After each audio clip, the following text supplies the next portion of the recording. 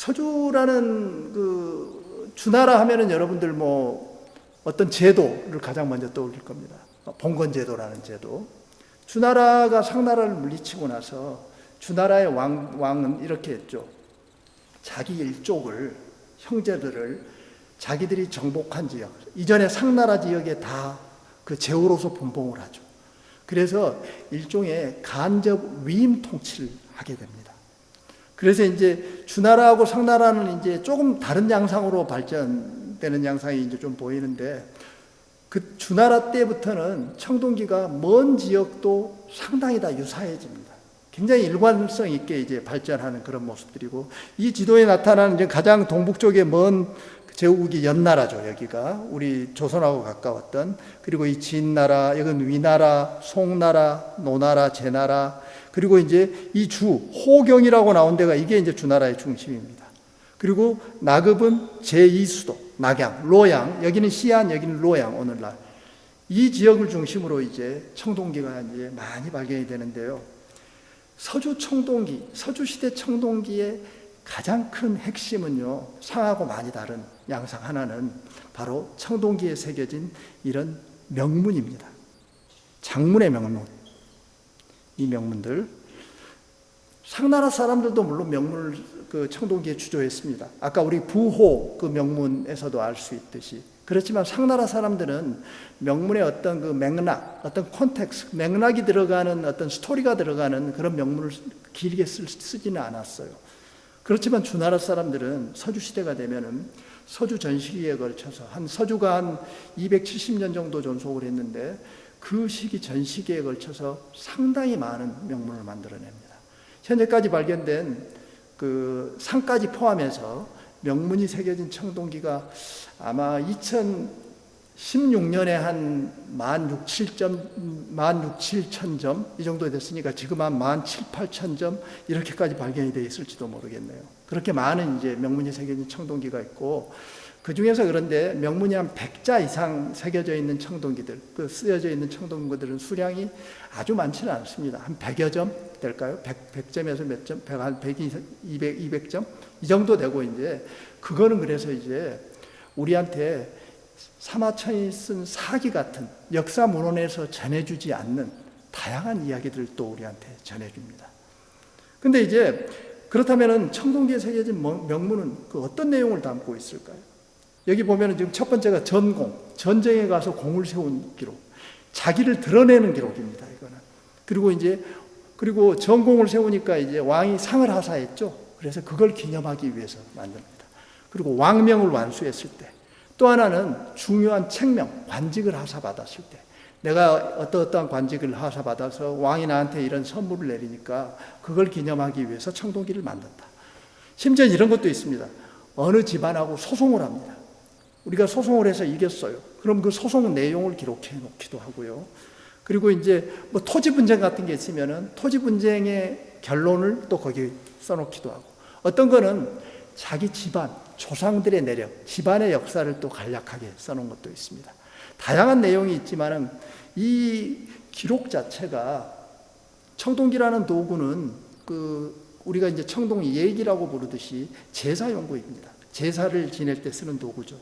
그래서 명문을 보면은 대체로 그 명문이 이렇게 나옵니다. 명문 뒤에 특정 조상한테, 누구누구 조상 누구한테 이거는 헌납한다. 그래서 그 조상의 제사에 보통 사용을 합니다. 전부 물론 다 그런 건 아닙니다. 대체로 이제 그런 양상이 뚜렷하다는 거고, 그러다 보니까 청동기 명문에 나타나는 내용은 정치, 사회, 종교적 맥락을 다 포함합니다. 시간이 없어서 상의 각골문에 대해서는 전혀 얘기를 못했는데요. 상나라 각골문은 종교적인 기록이죠. 제사할 때 정치인 기록이잖아요. 그래서 이제 그 내용 자체가 정치, 사회적인 측면이 많이 나타나지는 않습니다. 그렇지만은 이 서주 청동기 근문은 이제 그런 정치, 사회적인 내용을 많이 담고 있어서 우리가 역사 연구하는데 아주 중요한 자료를 제공합니다. 상나라 근데 이제 그 서주시대 초기 청동기는 서주라는 나라가 상을 멸망시켰지만은 상이 가지고 있던, 정치적으로는 굴복시켰지만은 문화적으로는 상나라의 요소를 그대로 다 답습해서 이어받습니다. 상나라 사람들이 쓰던 문자를 그대로 이어받았고, 그들이 상나라 사람들이 가장 중시했던 것으로 보이는 청동기도 그대로 상나라 양식을 답습합니다. 서주 초기까지는. 이게 서주 초기 청동기들인데요. 대표적인 청동기들인데 상나라 양식을 아주 똑같이 모방해서 만듭니다. 여기 있는 것도 다 마찬가지입니다.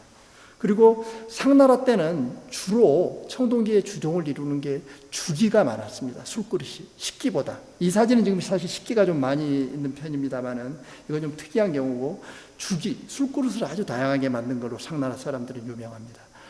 그래서 이제 어떤 그 상서라는 그 서경이라는 책에 보면은 상나라 사람들은 술을 좋아해서 망했다, 뭐 그런 얘기가 나올 정도로 술을 다양하게 이제 먹었던 것 같고요, 마셨던 것 같고, 주나라도 초기에는 이걸 그대로 답습합니다. 그렇지만은 이제 서주시대 중기, 한 기원전 한 900년, 950년 이 무렵이 되면은 주나라 사람들이 자기 스타일의 청동기들을 만들어냅니다. 사실 이게 뭐 청동기가 이름이 다 있습니다만은 이런 청동기들은 상나라 때는 없었던 청동기입니다. 내가 이거 하나만 주목하고 싶은데요. 이거는 두라고 부르는 청동기입니다. 콩두자. 서주시대 중기, 기원전 한 950년경에 최초로 출현을 하는데요. 이거 한번 또 자세히 보세요. 뭐하고 비슷합니까? 여러분들 그 집에서 제사 지낼 때 우리가 제기라고 부르는 그 그릇 있죠? 그게 바로 여기서 나온 겁니다. 왜 우리 그 한국에서 제기하면 이런 모양을 쓰는지 그것도 한번 검토를 해봐야 될 내용이지만은, 사실 이제 그런 제사 의례 자체가 원래 중국에서 비롯돼서 그게 변형돼서 이제 우리 한국으로 들어온 거니까, 어찌됐든 이게 서주시대에 이게만 나왔고, 그게 이제 우리 한국에서도 보편적으로 사용되고 있고, 이건 호라고 부르는 청동기인데요. 조금 이따 얘기하겠지만 이 다음에 서주 후기가 되면은 상나라 사람들은 많이 만들던 술그릇을 하나도 안 만듭니다. 더 이상 술그릇을 만들지 않아요. 유일하게 만들었던 술그릇은 이겁니다. 이건 서주시대에 처음으로 나타나, 우리 호리병 같이 생긴 호라고 부릅니다. 이건 물그릇이고, 이것도 식기고. 그리고 이제 후기가 되면은 또 하나 중요한 변화가 일어나는데요. 여기는 다 전기 청동기입니다. 여기는 전기의 순기. 문양 자체가 아주 화려하죠. 이것도 조금 이제 중간에 덜 화려하게 넘어갔는데 아주 화려합니다. 그렇지만은 중기, 후기, 중후기 단계에서 후기로 넘어가면은요, 문양이 아주 단순해집니다. 단순 문양. 요거 보세요. 이렇게 단순해집니다. 이것도 이제 이거 자체는 도철 문양이고 어떤 의미가 담겨 있을 것 같은 그런 느낌인데, 이건 완전히 추상적인 그런 그 반복되는 문양으로 이렇게 바뀝니다. 그리고 또 하나 아까 얘기했듯이 이제 술그릇이 완전히 소멸합니다. 그래서 이제 이때부터는 제사 체계가 이전하고는 상당히 다르게 바뀌었을 거다, 그렇게 이제 추정을 하는데, 그거 역시도 어떻게 바뀌었는지 그거를 명확하게 알 수는 없습니다. 근데 이제 한 가지 이런 변화하고 함께 나타나는 양상이 바로 이제 이런 양상입니다. 이때부터는 청동기를 세트로 만들기 시작해요. 서주 후기부터는 같은 청동기들이 이렇게 똑같이 생겼는데 크기가 이렇게 점점 줄어드는 그런 양상, 이게 한 세트입니다. 이거는 4개가 한 세트. 그리고 또 하나 이제 상후기부터는 종도 일종의 뭐 오케스트라 같은 그런 역할을 하듯 다양한 음을 내는 이런 편종이 등장을 합니다. 편종은 보통 8개가 한 세트입니다. 이 8개가.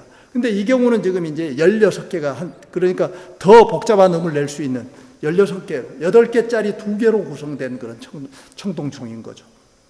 이게 이제 청동종인데, 사실 이 청동기는 그 종은 좀 얘기가 시간이 있으면 길게 설명을 할 텐데, 이거는 도굴이 된 거를 상해박물관에서 사들였고, 이거는 산서성의 어느 지역, 산시성 어느 지역에서 발굴이 됐습니다. 이거 2개는 한 묘에서. 근데 그 묘 자체가 도굴된 묘였어요. 도굴꾼들이 이 2개는 남겨놓고 이 14개만 도굴을 해간 거예요. 그래서 이게 이제 홍콩 그 골동품상에서 나돌다가 상하이 박물관에서 이걸 사들였는데, 상하이 박물관에서 이 14개를 사들였고, 지금 여기 산시성 박물관에서는 이 2개를 가지고 있습니다. 근데 왜 이게 이제 같은 묘에서 나온 걸 알게 되냐면은 여기에 명문이 새겨져 있기 때문입니다. 지금 상당히 긴 명문이 새겨져 있습니다. 서주 후기의 어떤 왕이 진나라 제후하고 함께, 진나라 제후가 그러니까 왕을 따라서 동쪽 지역을 정벌한 그런 내용이 담겨져 있습니다. 그래서 세트 청동기가 이제 많은 학자들은 이게 이제 서주 후기에 나타난 큰 변화, 일종의 신분을 나타내요. 청동기의 수량에 따라서, 자기 신분에 따라서 특정인이 죽으면은 그 묘에다가 청동기를 포장할 수 있는 수량이 어느 정도 규격을 갖춰지지 않았겠나. 규범이 갖춰져서 이제 이런 양상들이 서주 후기에 나타나지 않았나. 이렇게 추정을 합니다. 그래서 이제 이거는 허난성의 그 괘국이라는 상나라의 제후국 중에 하나라고 볼 수 있는데 그 묘에서 나왔는데 이 묘가 이제 그 괘국 그 군주의 아들 묘입니다. 태자묘입니다. 근데 태자묘에는 이 청동정이라고 부르는 가장 기본이되는 청동기가 7점. 7개죠. 그리고 이제 이 멱이라는 청동기가 8개, 그 다음에 괴라는 게 6개, 이런 식으로 정형화되어 있습니다. 그리고 편종이 8개 이렇게 들어가 있고요. 그리고 화가, 그 호리병할 때 호가 4개. 그 다음에 이거는 이제 그 숙이라 그랬죠. 물그릇, 반하고 화. 그리고 이것도 식기들. 두가 2개. 아주 정형화된 형태로 나타납니다. 그래서 이제 이거를 이제 그 일부 학자들은 제사혁명 혹은 뭐 의례혁명, 이때 의례개혁, 제사개혁 이런 게 서주 후기에 일어났을 걸로 그렇게 추정을 합니다. 그리고 이제 한 가지 재밌는 건 아까도 얘기했지만은 서주 시대가 되면은 상나라 때는 상 후기에 그 산생뚜이, 사천성의 산생뚜이 같은 데는 상당히 독특한 청동 문명이 우리 누가 봐도 이건 상하고는 다르다 할 정도로 명확히 구분이 되는 문명이 존재했는데 서주 시대가 되면은 이제 그런 양상이 상당히 약해집니다. 지역에 있는 청동기들도 거의 중왕실 혹은 중심지의 그 청동기 만드는 양상을 그대로 답습합니다. 이거는 조금 이따 또 보게 될 춘추시대 할 때 보게 될 그 산시성에 있는 진나라에서 발견된 진나라 제후묘지에서 나온 청동기인데 주나라 중심지 양상하고 똑같습니다. 그리고 이거는 이제 허난성, 그 응나라라는 나라 그 제후묘에서 나온 청동기인데 이것도 마찬가지입니다. 이거는 그리고 이제 산동성에서 나온 건데요. 이건 좀 특이해요. 여기까지는 똑같습니다. 중앙에서 발견된. 근데 이거는 상당히 토착적인 양상이 나타납니다. 그 지역성이 뚜렷한 그런 청동기도 만들기도 했지만 대체로 다 중심지 양상을 따랐다는 얘기죠. 그리고 나서 이제 주나라는 기원전 770년에 이제 771년에 서쪽으로부터의 그 침입자의 공격을 받고 멸망을 하고 주 왕실이 원래 여기 있었는데 그 샨시성 시안에 있다가 왕실 자체가 루어양, 그 나급 로양으로 이주를 해갑니다. 그래서 이제 수도가 동쪽으로 옮겨갔기 때문에 이때부터는 이제 아까도 얘기했듯이 우리가 동주시대라고 부르고 그 첫 번째 단계를 춘추시대라고 부르는 거죠. 이 춘추시대는 그러니까 어떤 시대였겠습니까? 왕실은 이리 나급의 자리를 잡기는 했지만 이 주라고 지금 돼 있죠? 주가 여기 있었지만은 주 왕실은 힘을 완전히 상실한 상태입니다. 명목상의 왕으로 이제 전락을 하고 여기 지금 노란색 빛깔이 들어간 나라들이 힘을 쓴 이걸 춘추오패라고 얘기하죠. 이런 나라들이 힘을 쓴 그런 시대인데 이 시기는 굉장히 사실 특이한데 정치적으로는 이렇게 분열이 돼 있었음에도 불구하고 문화적으로는 상당히 동질성을 띱니다. 청동기도 그러니까 각 나라가 다 달랐을 것 같은데 그렇지 않아요. 춘추시대 청동기는 상당히 다 유사성을 가지고 있다. 문화적 동질성. 그리고 이 북쪽에 있던 진하고 남방의 초나라가 각축을 한 시대였습니다. 그래서 이제 진하고 초나라가 청동기 그 제작도 그 선도했던 그런 시대였어요. 이건 이제 일반적으로 이건 정나라의 한 묘에서 그 정나라의 한 제사경에서 나온 그런 그 제사경이라기보다도 청동기 저장소라고 그럴까요? 그 교장경이라고 부르는데 거기서 발견된 청동기인데 이게 이제 보편적으로 나타나는 그런 양상이고요. 이거 두 개는 초나라 청동기입니다. 시간이 없어서 길게 설명은 못하지만 상당히 나름대로 독특한 대형 청동기를 만들어서 천하라가 춘추시대 때 정치적인 위상에 걸맞게 상당히 특이한 청동기를 만들었구나. 그걸 이제 알 수 있습니다. 그렇지만은 더 중요한 변화는 진나라 수도 산시성 허우마라는 지역, 지금 현재 지명입니다. 그 지역에서 발견된 청동기 그 공방, 요즘으로 말하면은 청동기 제조 공장 유적이 여기서 발견이 됩니다. 이렇게. 그리고 이제 이 유적지에서 우리 이제 중국 청동기 연구에 굉장히 중요한 실마리를 제공하는 그런 것들이 발굴이 됐는데요. 그게 뭐냐면은 청동기를 만들기 위해서는 모델을 만들어야 되고 거푸집이 있어야 됩니다. 모형이 있고 거푸집이 있어야 되는데 여기서는 다양한 문양, 이 청동기 문양만을 만든 많은 원판들이 발견이 됐습니다. 이렇게 조그마한 원판들이. 어떤 거는 모형이에요. 그 양각으로 나온 건 모형이죠. 이렇게 음각으로 되어 있는 건 뭘까요? 이건 거푸집입니다. 그러니까 무늬만 이렇게 만들었어요. 그 다양한 무늬만 만든 이런 원판들이 많이 발굴이 돼서 이게 왜 이렇게 만들었는가 하고 이제 생각을 하게 됐는데, 이 지역이 바로 이제 산서성 이 지역입니다. 그리고 호우마는 여기, 그 산서성의 이 지역인 거죠. 산서성은 여기고, 진나라의 중심지. 근데 이제 이걸 우리가 이제 이 양상을 이해하기 위해서는 중국 청동기가 어떻게 만들어졌는지, 어떻게 제작이 됐는지 그걸 좀 이해할 필요가 있습니다. 이 그림이 이제 그 제작 과정을 상당히 좀 비교적 그 알아보기 쉽게 그렇게 그 설명해 놓은 도안인데요. 일단 진흙으로 만들고 싶은 청동기하고 똑같은 모형을 만듭니다. 진흙으로. 이게 모형이죠. 그리고 이제 그 청동기를 찍어내야 되니까 그 청동기의 진흙을 이렇게 딱딱 붙여가지고 이 청동기의 모습을 그대로 찍어냅니다. 여기다가, 거푸집에다가. 그러니까 약간 물기가 있는 진흙을 거기다 쫙 붙여가지고 여기 이제 이 모양을 그대로 여기다 찍어내는 거죠. 여기 이제 이렇게 그 양각이 되게, 음각이 되게 찍어내네요. 여기다가는 음각이 되게 찍어내고, 그리고 나서 이제 여기 그 모델이 됐던 그 모델을 깎아냅니다. 이렇게 깎아내서 이렇게 만듭니다. 깎아내서 이렇게 이제 만들고 나면 어떻게 될까요? 이 찍힌 부분은 그대로 찍혀 있고, 이 깎아낸 부분은 다 이제 밋밋해지면서 이거하고 이거 사이에 틈이 생깁니다. 이런 틈이 생기는 거예요. 그래서 이 청동기를 뒤집어 엎어가지고 이 틈이 생긴 이 부분에다가 그 용해된 청동기를 이렇게 붓습니다. 그러면 이런 모양이 만들어지고, 그리고 나서 이제 마지막으로는 이 거푸집을 깨내면 됩니다. 깨내면 이런 청동기가 만들어집니다. 근데 여기서 이제 우리가 중요하게 봐야 될 거는, 이 중국 청동기는 청동기 하나만 만들기 위해서 거푸집도 하나, 또 청동 모형도 하나 이렇게 만들었다는 사실입니다. 다른 말로 얘기하자면은 재사용을 하지 않았던 점이에요. 그냥 하나 만들어서 그냥 하나 쓰고 다 버렸어요. 지금 같으면 있을 수 없는 일이죠. 그 당시 하여튼 청동기를 만드는 방식은 그랬습니다. 그러니까 모형 하나, 거푸집 하나 만들어서 청동기 하나 만들고 갖다 버리고, 이런 양상이었는데, 이때 이제 진에서 발견된 이거는 뭘 보여주냐면요, 최소한 문양이 굉장히 만들기 복잡하잖아요. 중요하고.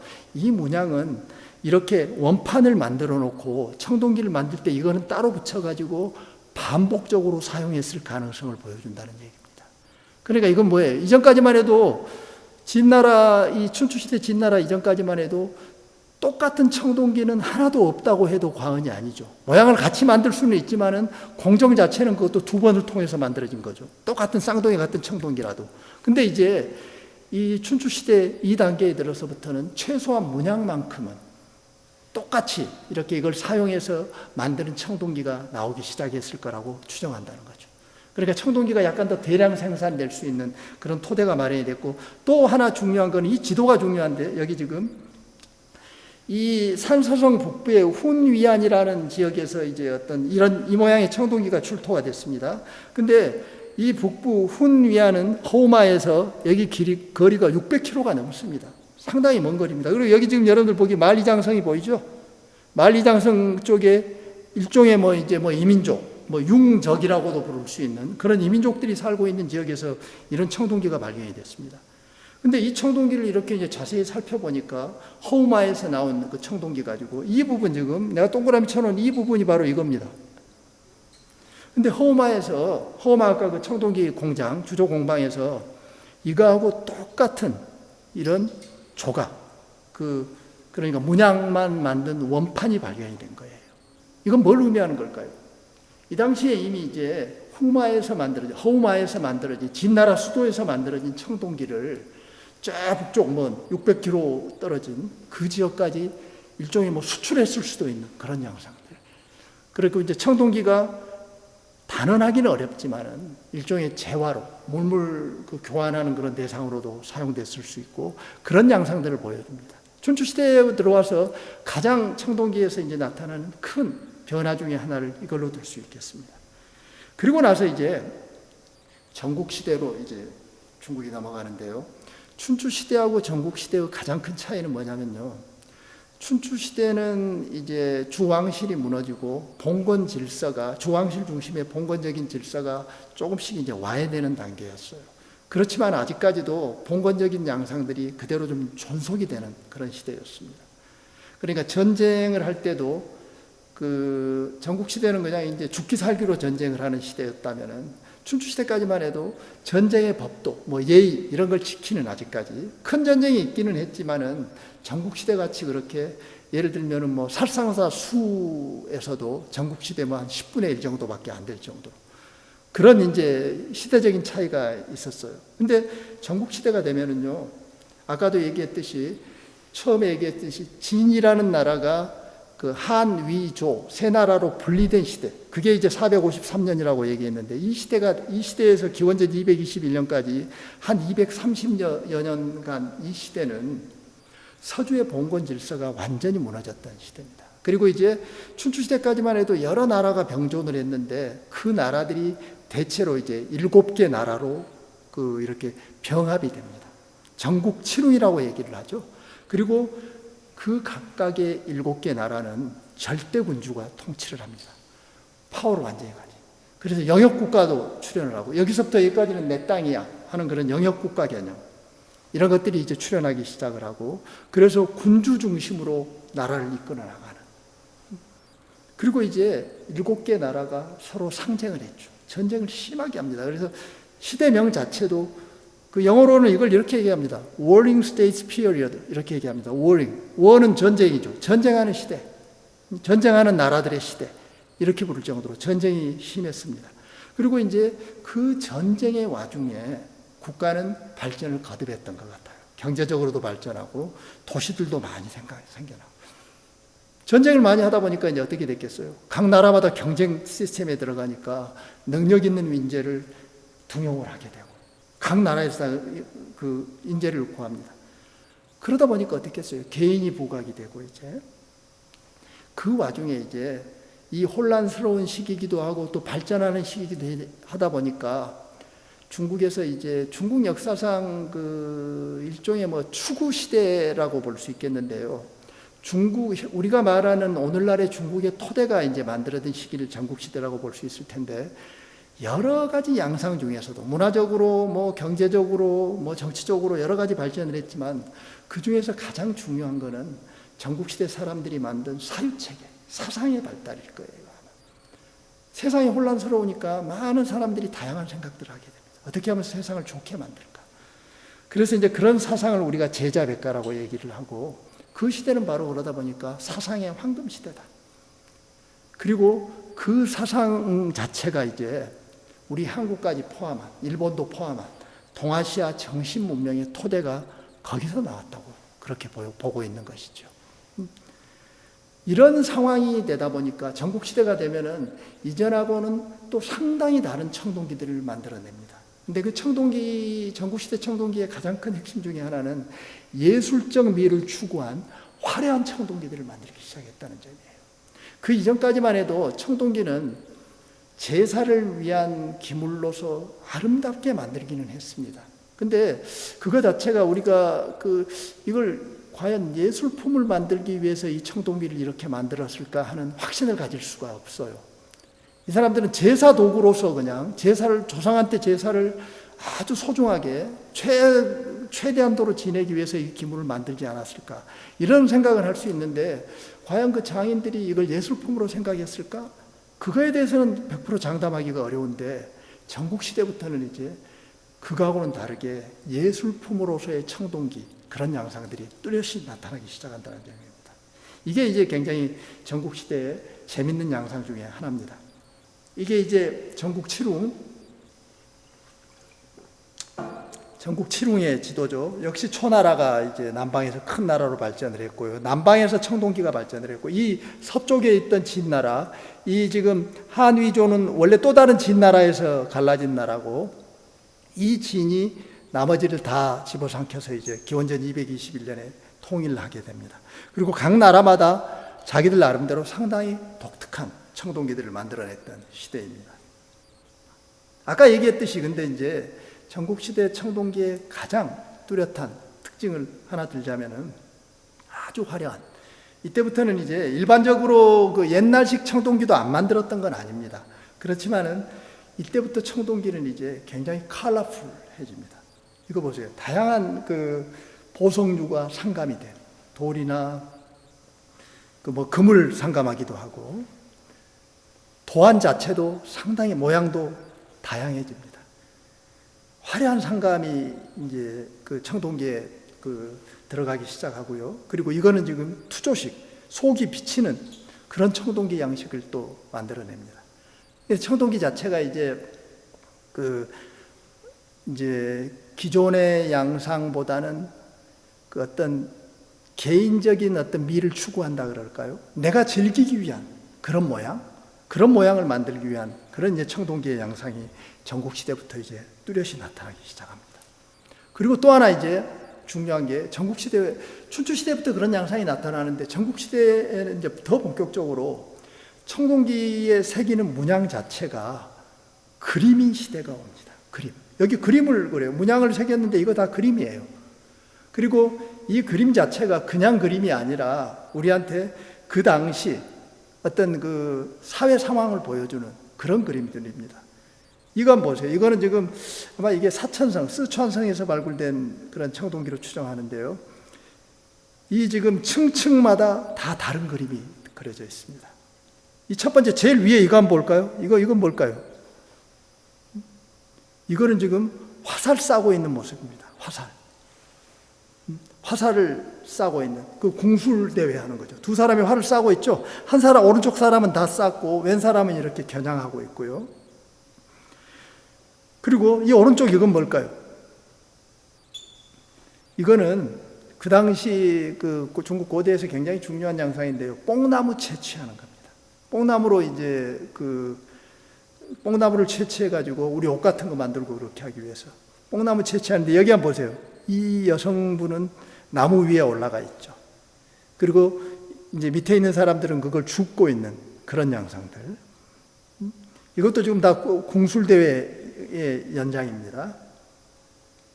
그리고 이제 그 다음 두 번째 거 봅시다. 두 번째 거 이것도 굉장히 특이한데요.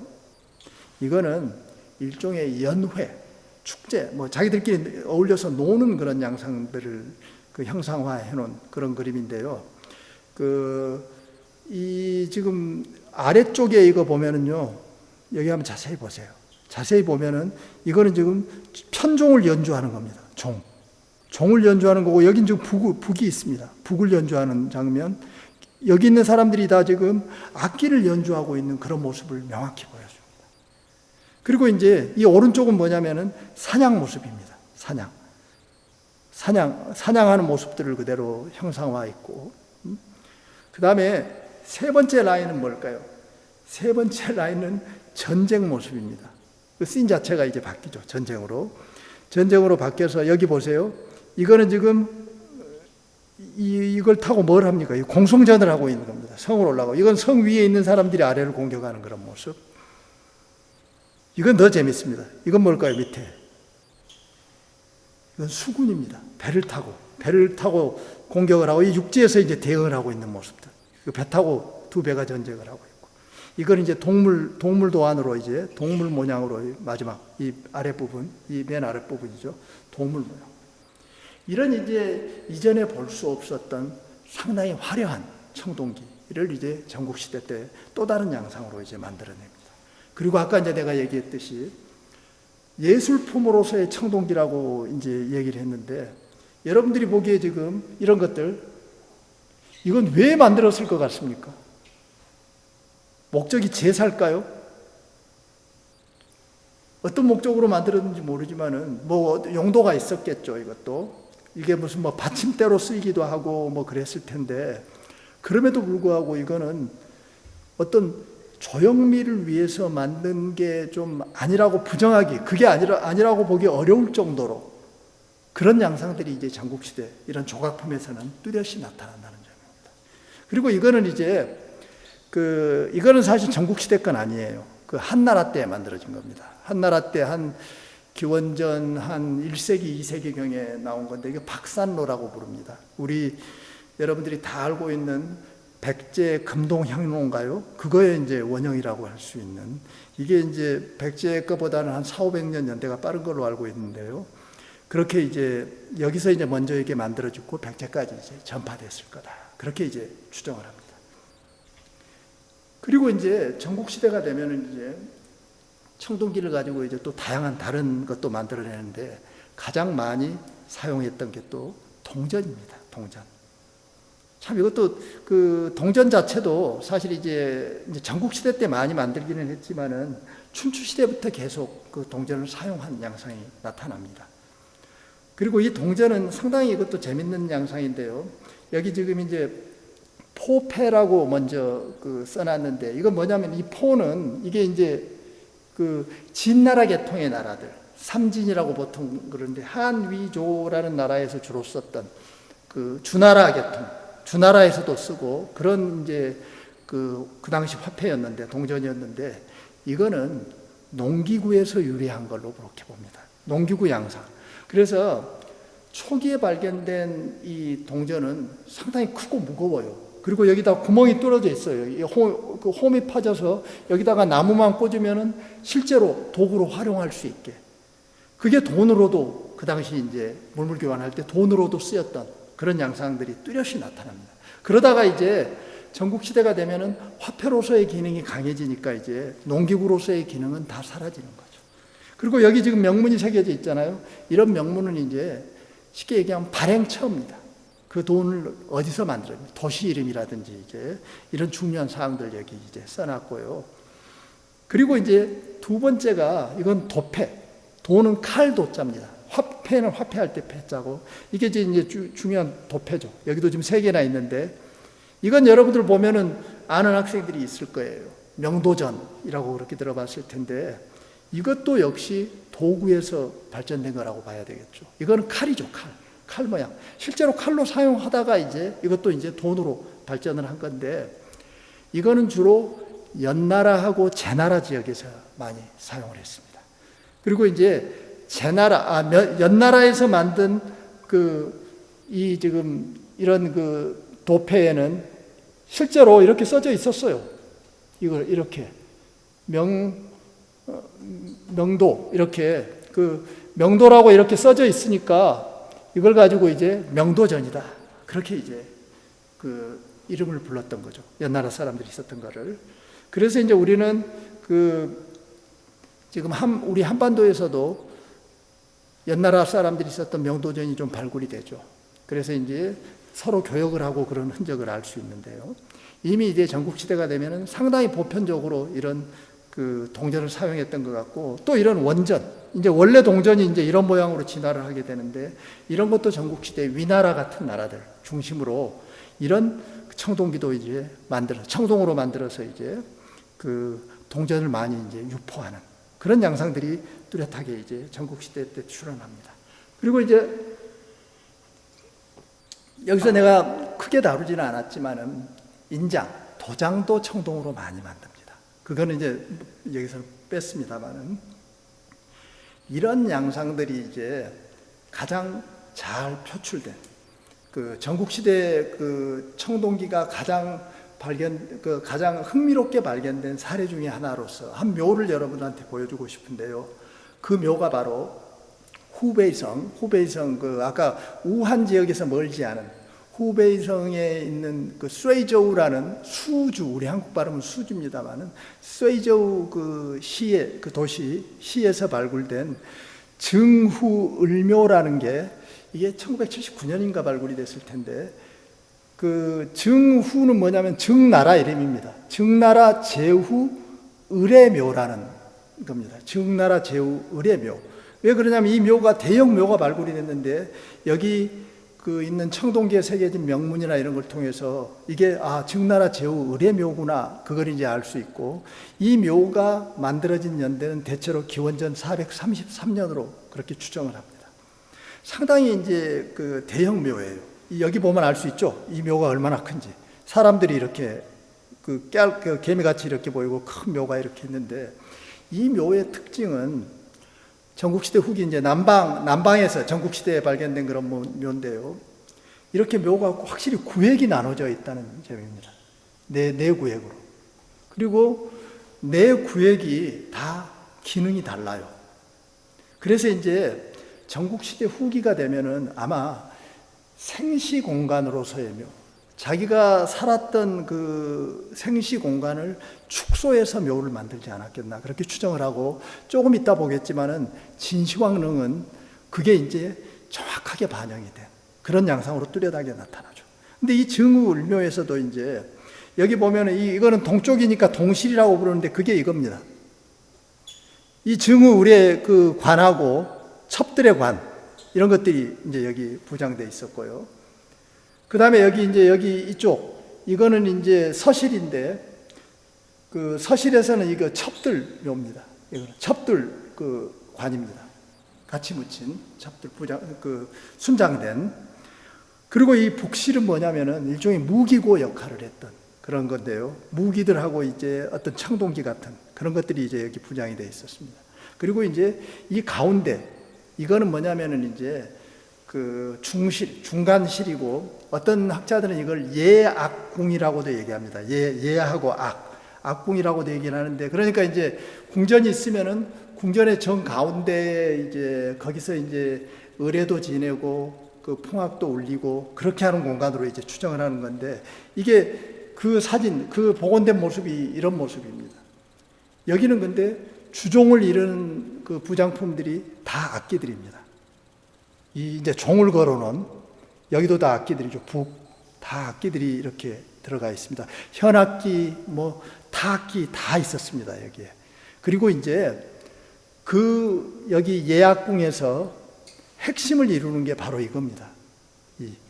이거. 이게 바로 이 모습입니다. 이건 또 다른 각도에서 찍은 모습이고, 이거는 이제, 그래서 이제 증나라 제후 을이 썼던 증후을 편종이라고 이렇게 부르는데요. 여기도 많은 명문이 새겨 있어서 이게 이제 증후을이 사용했던 편종이라는 걸 우리가 이제 확실히 알 수 있는데요. 이거는 종 숫자만 해도 64점입니다. 아마 지금 중국 사람들이 생각하는 고대의 유물 중에서 가장 중시하는 보물 중에 하나가 이게 아닐까 싶습니다.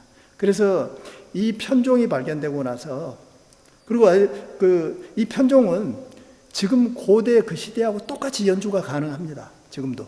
그래서 중국에는 이 편종 전문가들, 음악만 하는 그 전문가들이 많이 있을 정도로.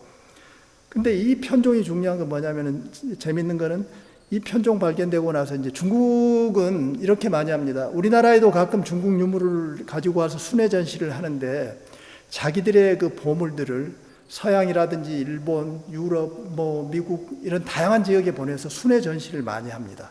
그러니까 사실 외국에 가 있으면서 중국 문물 전을 보는 경우도 꽤 있어요.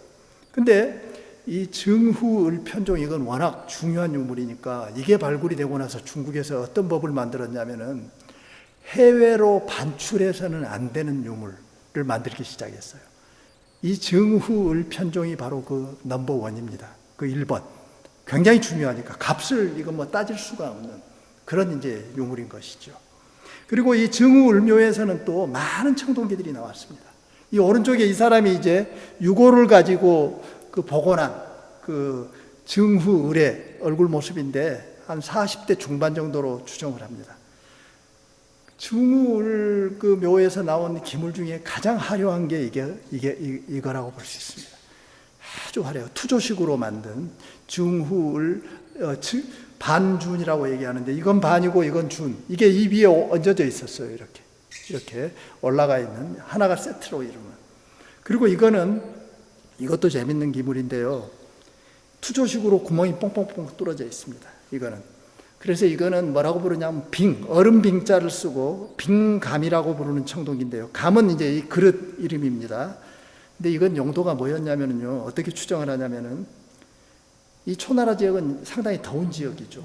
그러니까 일종의 냉장고 역할을 한 옛날에 여러분들은 잘 모르겠지만은 옛날에 보면은 우리가 어렸을 때는 집에 냉장고가 아직 없을 때니까 내가 어렸을 때만 해도 냉장고가 없었습니다. 그래서 여름에 김치 같은 걸 오래 보존하기 위해서 어떻게 했냐면은 이렇게 그때는 이제 집들에다 샘이 있었죠. 샘물이 있었고 샘물은 굉장히 차갑잖아요. 그러니까 김치통을 이렇게 줄에 매달아 가지고 샘물 속에 집어넣어놨어요. 그러다가 먹을 때 이렇게 끌어올려 가지고 김치 조금 꺼내다가 다시 내려놓고 그런 것들을 했었는데 이게 바로 일종의 그런 용도입니다. 그러니까 빙이라는 거는 아이스, 얼음이라는 얘기인데 여기다가 이제 과일이라든지 뭐 넣어놓고 시원한 물 속에 담가놨을 거다. 그렇게 이제 추정을 합니다. 잠깐만요. 좀 시간을 봐야 되니까. 그래서 이제 이 증후을묘에서는 이렇게 이제 아까 그 편종뿐만 아니라 다양한 청동기가 발견돼서 당시 이제 전국시대 때 청동기의 발전이 얼마나 화려하게 그렇게 나아갔는지 그걸 명확하게 이제 보여주는 그런 양상이라고 할 수 있겠습니다. 그리고 그래서 이건 이제 남방의 양상이죠. 북방은 어땠을까요? 북방도 간단하게 얘기를 해야 될 것 같아요. 우리 비파형 동검하고도 또 관련이 있고, 이 지도가 이제 북방 초원 지도입니다. 그리고 이제 이 지역, 이 왼쪽, 이 지역이 이제 청동기가 제일 먼저 발전한 지역이죠. 페르시아만 있는데. 그러다 보니까 이제 이 초원 지역을 거쳐서 그 지역에서 만들어진 청동기들이 상당히 일찍 전파가 됐던 것 같아요. 그래서 이제 이 지역들 중에서 이 지역, 중앙아시아 지역에서도 나름대로, 중앙아시아가 제국이 출현한 건 좀 늦습니다만은 나름대로 상당히 발전된 청동 문명을 가지고 있었어요. 여기 지금 왼쪽이 중앙아시아 청동기인데 이 지역을 통해서 중국으로 유입된 것들도 있었을 테고 반대로 중국계 또 이 지역으로 간 것도 있었을 거예요, 아마. 그리고 여기서 하나 특징적인 거는 초원 지역에서 중국을 내다보면 만리장성이 이렇게 작습니다. 이렇게 조그맣게 보인다는 점이죠. 여기 지금 이게 만리장성이죠. 주로 초원 지역에서는 초원 사람들은 동물이 굉장히 중요했죠. 유목을 해야 되니까. 특히 말을 형상화한 이런 도상이 굉장히 많습니다. 동물들. 그리고 청동 그릇들. 좀 규모가 작죠. 이동을 해야 되니까. 이런 그릇들을 이 사람들도 만들었고 이제 다양한 청동기를 만들었는데 그럼에도 불구하고 이 광활한 초원 지역을 다 묶을 수 있는 공통적인 청동기를 들려면은 그건 바로 이 청동검일 거예요. 비슷하게 생긴 청동기들을 상당히 광활한 지역에서 다 공유를 합니다. 그리고 여기 이제 청동복이라고 부르는 청동기, 그릇도 있었고, 이 동물 양식, 동물 중심. 이것도 다 동물이죠. 그래서 이제 영어로는 이걸 애니멀 스타일이라고 얘기해요. 북방 문화, 북방 청동 문화 하면은 애니멀 스타일, 보통 그렇게 얘기를 하죠. 그리고 청동검 위주. 그런 맥락에서 우리 여기 나오는 비파형 동검도 이해해야 되지 않을까, 그렇게 생각합니다. 비파형 동검은 중앙아시아 초원 지역에서 광범위하게 발달했던 동검 문화의 동쪽 끝에서 일어난 그런 유형 중에 하나라고 볼 수 있습니다. 그러니까 우리 한반도에서는 중국식 청동기는 한나라 때가 돼야지 나타나기 시작합니다. 낭랑이 세워지고, 낭랑군이 평양에 세워지고 나서 그 이후부터 이제 중국식 양상들이 많이 이제 보급되기 시작하고 그 이전까지만 해도 주로 이제 북방 지역, 중앙아시아 지역하고 산발적인 교류를 하지 않았을까 그렇게 추정을 합니다. 자, 그리고 이제 진의 통일로 이제 넘어가 보겠습니다. 기원전 221년에 이제 진시황이 중국을 통일하죠. 그리고 이제 이 시점, 전국시대 후기 진이 중국을 통일한 시점, 한나라로 이제 진나라는 16년 동안 존속하고 빨리 멸망을 하죠. 그리고 이제 한제국이 또 들어서는데 이 시기는 이제 여기 쓴 대로 청동기가 쇠퇴된 시기이기도 합니다. 왜 그럴까요? 이때는 이제 청동기보다는 철기가 더 많이 보편적으로 보급되기 시작했기 때문입니다. 이것도 좀 이론의 여지가 있습니다만은 중국은 청동기를 워낙 잘 만들어서 잘 사용하다 보니까 한대까지도 청동기를 많이 만들어서 같이 사용을 합니다. 그렇지만 이제 진한 시대가 되면은 이제 청동기를 만드는 기술도 약간 좀 쇠퇴하고 철기가 더 중요해지고 더 쉽게 구할 수 있는, 그리고 더 강하잖아요. 철하고 청동하고 싸움을 하면 어떻게 되겠어요? 청동이 철을 이길 수가 없는 거죠. 그러니까 이제 이때부터 이제 급속도로 그 변화가 일어나고 쇠퇴하기 시작하는데, 진의 통일 와중에 우리가 이제 진에 대해서도 할 얘기가 많지만은 한 가지만 얘기하자면 진시황릉에 대해서 얘기를 하고 넘어가지 않을 수 없습니다. 여기 지금 이제 진시황릉의 평면도입니다. 이게 봉분인데요. 이 봉분이 크기가 350m 곱하기 345m입니다. 이게 어마어마하죠? 거대하죠? 이집트 피라미드가 보통 한 150 곱하기 200 정도 됩니다. 그것도 대형이지만은 절반밖에 안 되죠. 이집트 피라미드는. 물론 이제 시대 차이가 많이 나긴 합니다만은 아마 전 세계적으로 발견된 묘 중에서 가장 대형 묘 중에 하나일 거예요. 그리고 여기 지금 이제 이 묘역이, 봉분이 여기 있고 묘역이 내벽, 외벽으로 이렇게 나눠졌죠. 여기도 그렇게 나오죠. 이 내벽의 길이가 1335 곱하기 560m. 상당히 크죠. 외벽은 무려 2165 곱하기 940입니다. 여기 2km가 넘는다는 거예요. 묘역 하나가. 그러니까 얼마나 거대한지 여러분들이 상상할 수 있을 텐데, 이거는 이제 이 영상을 보면은 더 뚜렷해집니다. 지금부터 약 2200년 전에 살았던 중국 역사상 가장 독특한 인물이 이곳에 잠들어 있습니다. 그가 바로 진시황제죠. 당시에는 황릉을 아주 거대하고 웅장하게 만들었습니다. 오늘날 우리가 볼 수 있는 것은 봉분과 발굴해낸 유물들 뿐이지만 모두 다 2000여 년의 세월을 간직하고 있는 것들이죠. 봉분의 직경은 약 350m고 높이는 50m 정도입니다.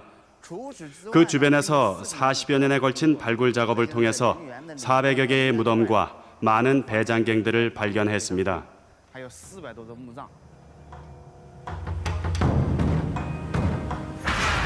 봉분 밑 땅 속에 진시황제는 진귀한 보물들을 함께 묻었다. 청동마차. 이것은 진시황제가 영생을 얻기 위해 가는 영혼의 여행을 위해 마련한 것이다.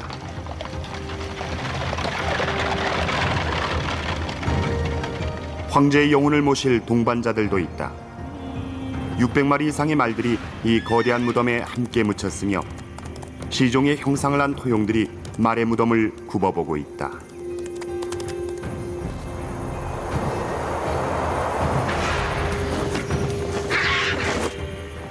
죽어서까지 황제를 즐겁게 할 수 있도록 황실에서 기르던 진귀한 동물들까지 함께 묻었다.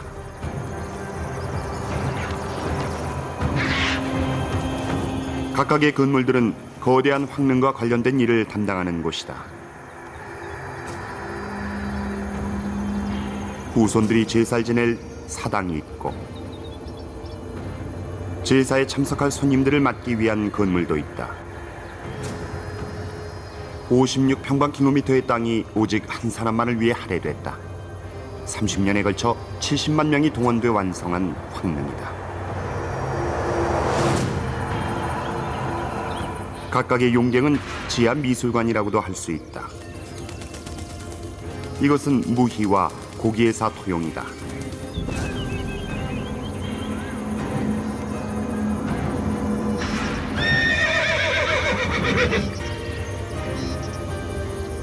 황제를 지키는 말과 병사의 토용도 있다.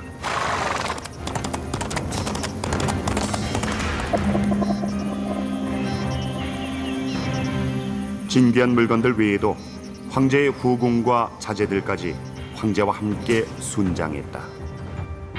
충성스러운 병사들의 토용이 묻힌 병마용은 능원에서 1km 정도 떨어진 곳에 있다.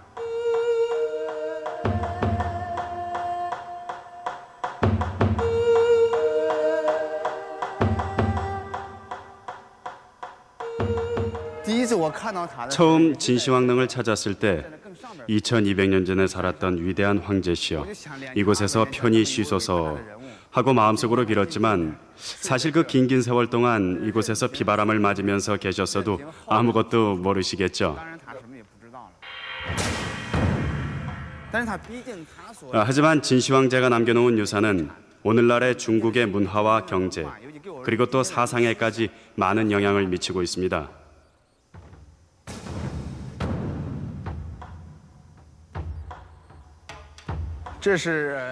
이곳은 진시황릉의 능원의 봉분 꼭대기입니다.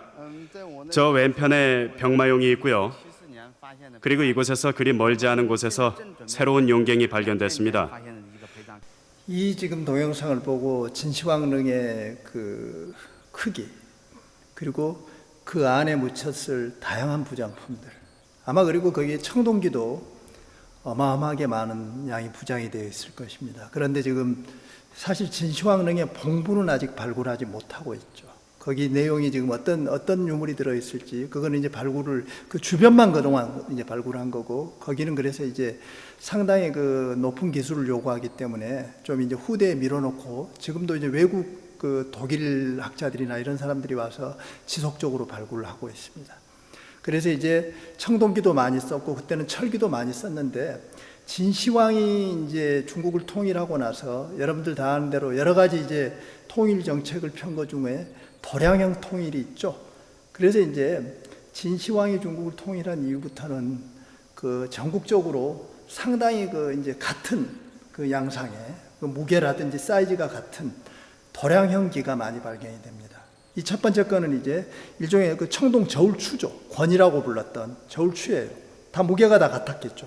그리고 여기 지금 써져 있는 한문은 뭐냐면은 진시황제가 이제 도량을 통일한다는 그 조칙이 들어가 있습니다. 조칙을 써서 이제 사람들한테 야 이제 다 이걸로 써라 이제 이전에는 우리 7개 나라가 다 도량형이 달랐으니까 그게 불편하지 않냐. 그러니까 이걸로 통일하자 하는 이런 추를 만들었고요.